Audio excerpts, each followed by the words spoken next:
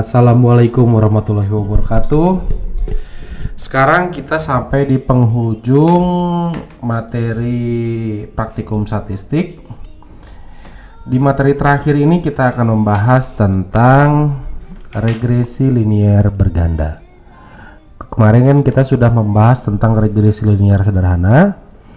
Sekarang kelanjutannya kita membahas tentang regresi linear berganda. Di sini ada sedikit penjelasan. Regresi linear berganda itu bedanya dengan sederhana. Kalau sederhananya itu hanya ada satu variabel terikat dan satu variabel bebas. Di sini dikasih warna merah. Perbedaannya adalah untuk berganda itu terdapat lebih dari satu. Jadi ditulis beberapa variabel bebas. Jadi untuk yang variabel bebasnya 2 atau lebih itu bisa menggunakan regresi linear berganda. Jadi misalnya X nya ada 2, 3, 4 dan seterusnya, kita bisa menggunakan berganda. Ini ada contoh kasus. Untuk contoh kasusnya kita akan menguji apakah ada pengaruh antara uang saku atau uang jajan dan lama tidur terhadap IPK mahasiswa. Uang saku kita lambangkan dengan X1, lama tidur itu X2, dan IPK itu adalah Y. Jadi kalau kita lihat persamaannya adalah persamaan regresi Y sama dengan A ditambah BX1 ditambah BX2. Kalau kemarin kan untuk sederhana cuman Y sama dengan A plus BX aja. Di sana dimana Y, IPK, A itu adalah konstanta, X1 dan X2 adalah variabel independen. Nah, untuk model regresi linear ini, sebelum kita melakukan pengujian interpretasi model, kita harus dapat menguji apakah data yang kita hitung ini bisa digunakan untuk bisa dipecahkan dengan model regresi atau tidak. Di sini ada beberapa pengujian untuk memastikan bahwa model regresi ini tidak ada gangguan dalam datanya. Ada pengujiannya, ada yang namanya normalitas. Untuk normalitas, multikolinearitas, heterokedastis, dan autoklerasi ini digunakan untuk berganda, sedangkan untuk yang regresi linear sederhana yang digunakan hanya normalitas, heterokedastis, dan autokorelasi. Kemarin kita nggak bahas sengaja biar kita nggak 2 kali melakukan pembahasan. Kita sekarang jadi dibahas sekaligus di berganda ini, sehingga apabila sudah terbebas dari semuanya menghasilkan yang namanya BLEU atau Bayes Linear Unbiased Estimator. Jadi hasilnya itu dapat tepat, tidak bias. Sekarang kita coba melakukan perhitungannya. Di sini ada di Excel, saya copy aja datanya, kita copy, kita buka SPSS seperti biasa.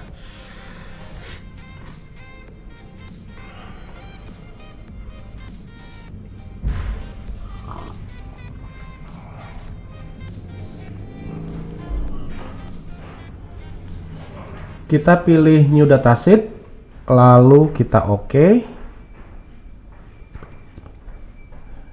Apabila sudah, kita bisa pastekan hasil yang tadi ke sini. Ini adalah hasilnya. Kita rubah nama variabelnya. Yang tadi kan yang untuk X1 itu adalah uang saku,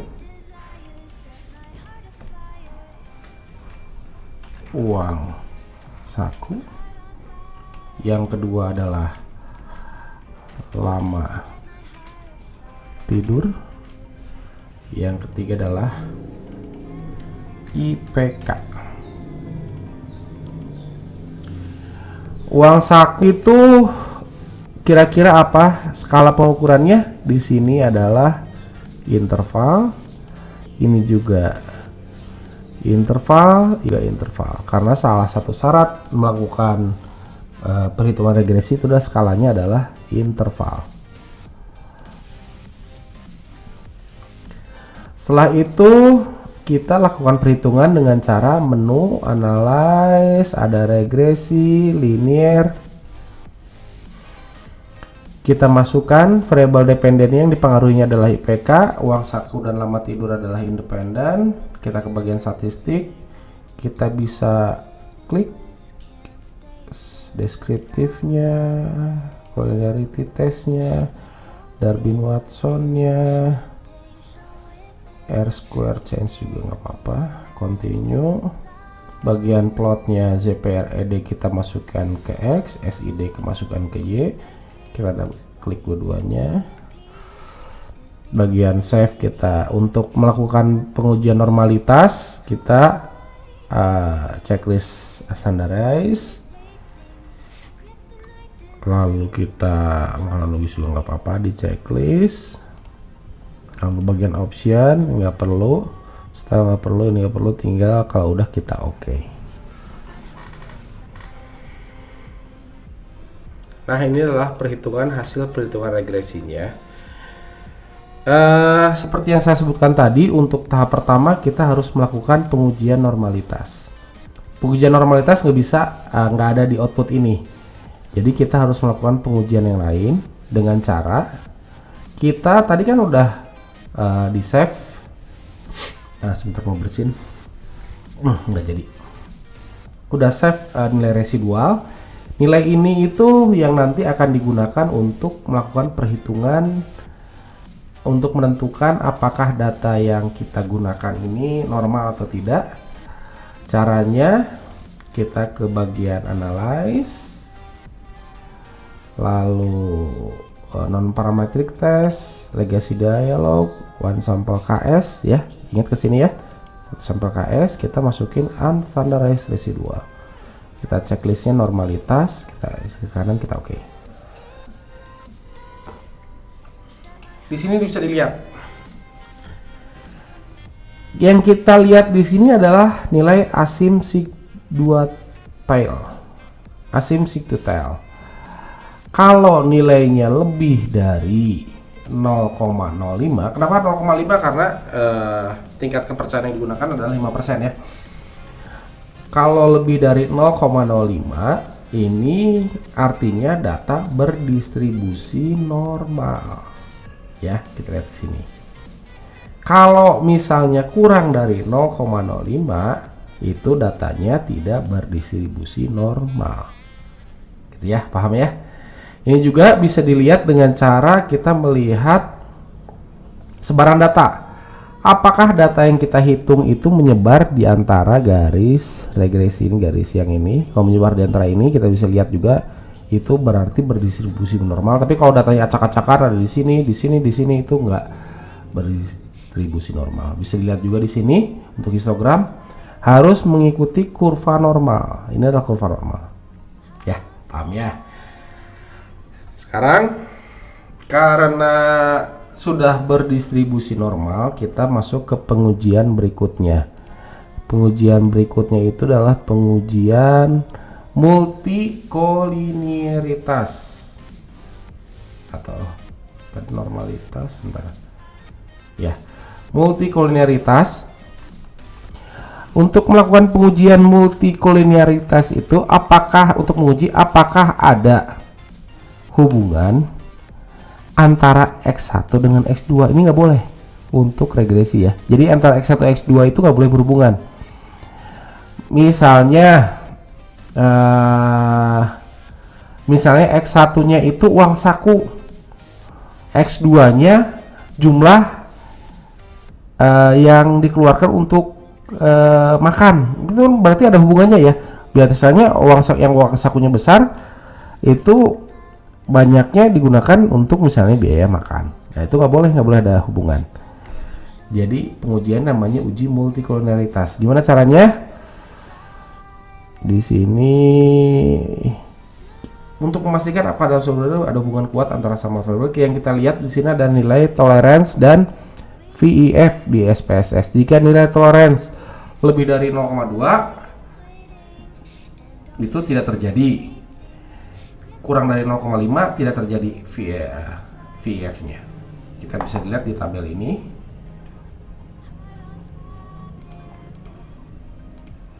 SPSS berarti kita lihat di sini ya.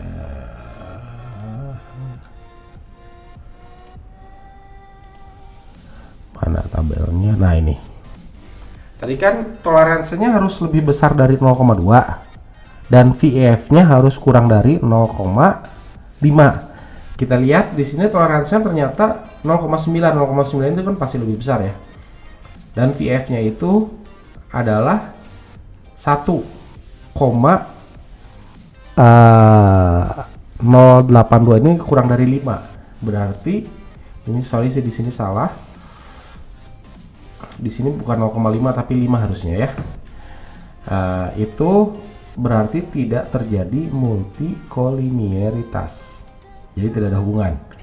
Oke, sampai di sini 2 tahap aman. Sekarang kita ke tahap berikutnya adalah pengujian heterokedastis. Heterokedastis itu ingin menguji apakah persepsi dari responden terhadap pertanyaannya itu sama atau tidak. Misalnya kemarin kita udah bahas ya heterokedastis ya, biar nggak terlalu banyak. Jadi kita langsung aja ke perhitungannya, apakah data yang kita gunakan itu adalah ada heterokedastis atau tidak. Mana di sini bertujuan untuk menguji apakah model energi terkait kesamaan varian sesuai membuat scatter plot. Bisa dilihat dari sini. Uji Pak dasar di sini ada 2 cara untuk pengujian heterokedastis ini. Kita bisa dilihat dari gambar ini, gambar scatter plot ya.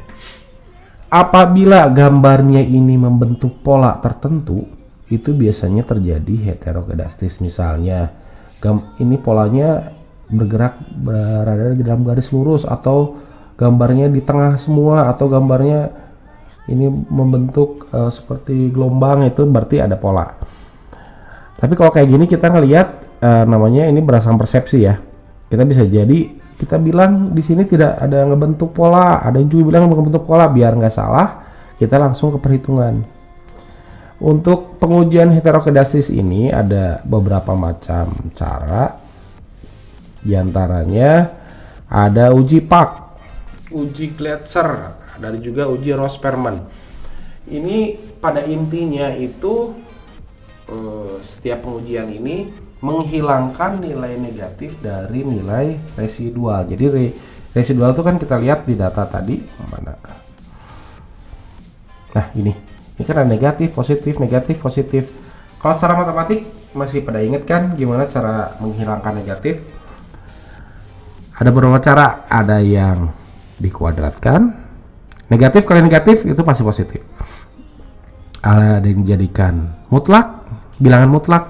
Nah itu jadi misalnya yang dikuadratkan itu adalah uji Pak, diabsolutkan uji Gletser. Kita buat bebas pilih yang mana aja. Caranya kita ke transform, compute variable, kita masukkan tadi yang ingin dihilangkan yang mana, residual, unstandardized residual.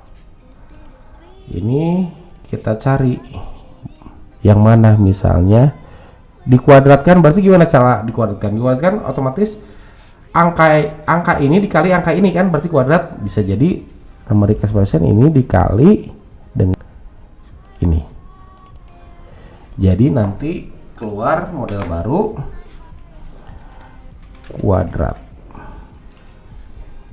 seperti itu. Lalu kita pencet oke, nanti keluar variabel baru. Nah ini hasil nilai kuadrat dari nilai residual. Lalu kita bisa pengen mencoba untuk membuat absolutnya, diabsolutkan. Absolut itu di sini namanya, kita kepencet all. Di sini ada yang namanya ABS. Nah, ABS dari unstandardized residual. Di sini kita tulis ABS. Ini kan keluar variabel baru namanya ABS. Ini adalah nilai dari absolut, nilai residual. Kita lihat aja. Minus 0,33 ini adalah jadi positif seperti itu. Sekarang untuk melakukan pengujian kita lakukan dengan cara ini syaratnya. Apabila lebih dari 0,05 berarti tidak terjadi, apabila kurang dari 0,05 berarti terjadi heterokedastisitas. Caranya analyze regression linear. Oh tadi udah ya. Oh kita rubah, caranya adalah analyze regresi linear yang IPK-nya dirubah menjadi yang nilai kuadratnya misalnya. Kita oke aja. Yang kita lihat adalah nilai tabel ANOVA. Nilai dari tabel. Nah, yang dilihat adalah nilai signifikansi dari tabel ini. Apabila tadi dikatakan kurang dari 0,05, lebih dari 0,05 tidak terjadi dan kurang dari itu terjadi. Kita lihat nilainya adalah di sini 0,8, berarti lebih ya. Berarti tidak terjadi yang namanya apa tadi? Heterokedastisitas. Sekarang kita ke pengujian asumsi klasik yang terakhir, yaitu pengujian autokorelasi. Kita lihat dulu di sini. Sebenarnya untuk data ini nggak perlu pakai uji autokorelasi ya, karena bukan merupakan data time series. Data time series itu yang kayak gimana sih? Apabila data dari pertanyaan kedua itu merupakan akumulasi dari data yang pertanyaan pertama. Misalnya kita data penjualan kita lihat data penjualan Februari itu merupakan akumulasi dari penjualan Januari. Nah itu kalau seperti itu datanya otomatis terdapat autokorelasi. Tapi untuk kita belajar, kita coba lakukan pengujian autokorelasi ya. Dalam pengujian autokorelasi ini kita lihat untuk tabel outputnya, yang kita lihat itu adalah tabel mana ya? Mati dulu question VF. Nah, tabel model summary B. Yang kita lihat itu adalah nilai Darwin-Watsonnya ini. Ini ada 1,8. Nilai ini adalah nilai yang akan kita gunakan untuk menentukan apakah terdapat autokorelasi atau tidak. Kita nilai ini kita buka tabel Darwin-Watson. Saya udah download tadi, mana ya? Open reason nggak ada. Nah ini kita lihat dari tabel ini, di sini ada beberapa parameter. Ada yang namanya K, ada yang namanya N. Di sini K itu adalah jumlah X. Jumlah X-nya ada berapa? Kita lihat. Itu kalau di kasus kita itu jumlah X-nya itu ada 2. Berarti kita lihat yang K-nya 2. N itu adalah jumlah data. Jumlah datanya itu kita ada 30 ya. Ada 30 data.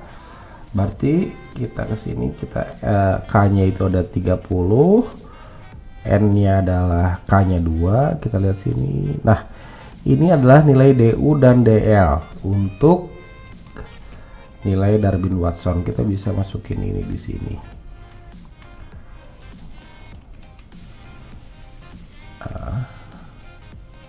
DL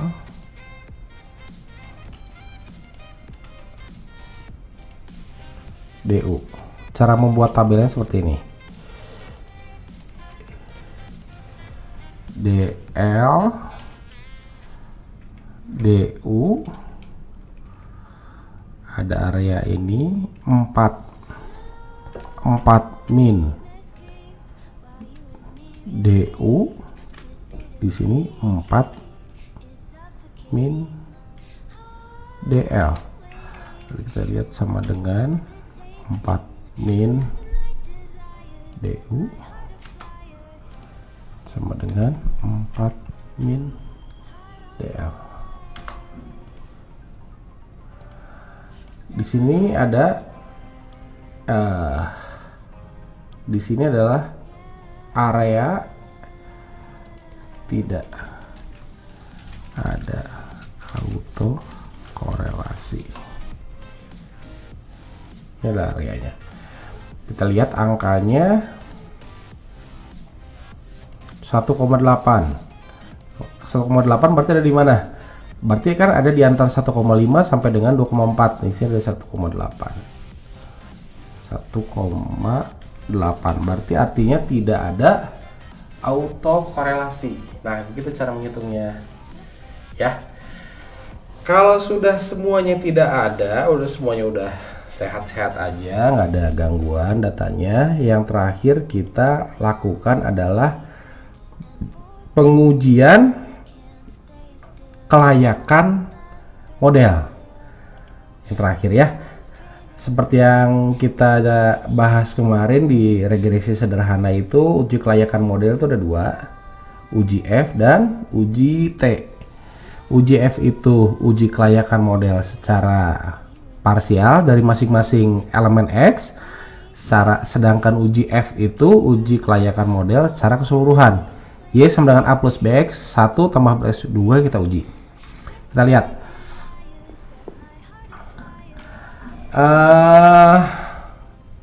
Apabila di sini F hitung itu lebih kecil dari alfa, itu berarti tidak model berarti layak. Apabila F hitungnya lebih besar dari 0,5 atau alfa, berarti model tidak layak. Kita lihat di tabel.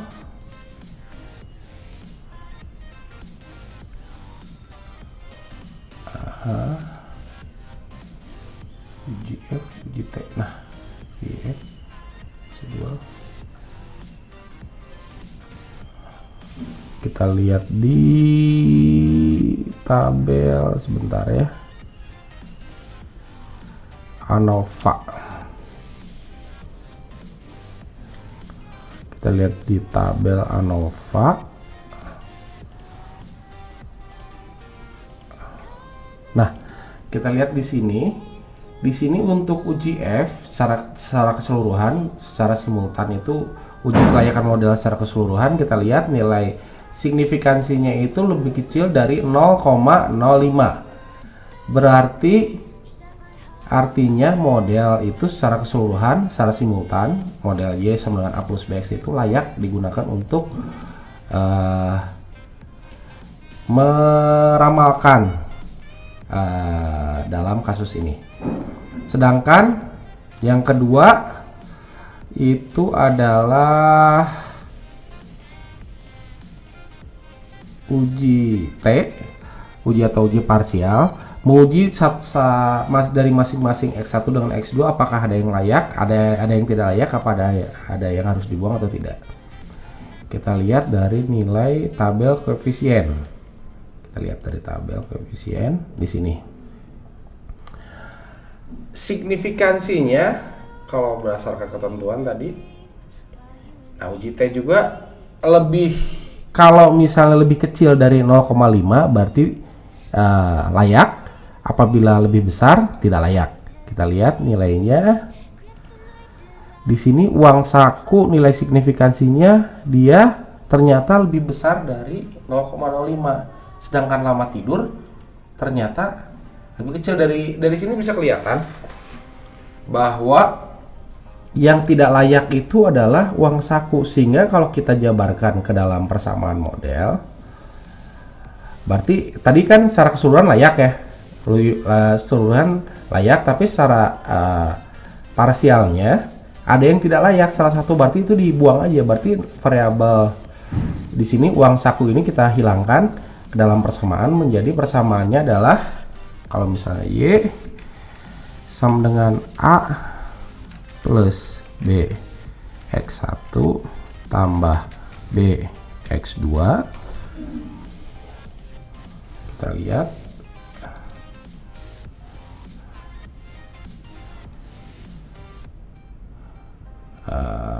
Nah, kita paste di sini. Berarti Y sama dengan 4,364 ditambah tadi kan yang nggak layak itu adalah uang saku ya, berarti lama tidur layak, berarti cuman ditambah yang X2 aja, yang ini ditambah minus 0,202. Kita perbesar ya biar jelas.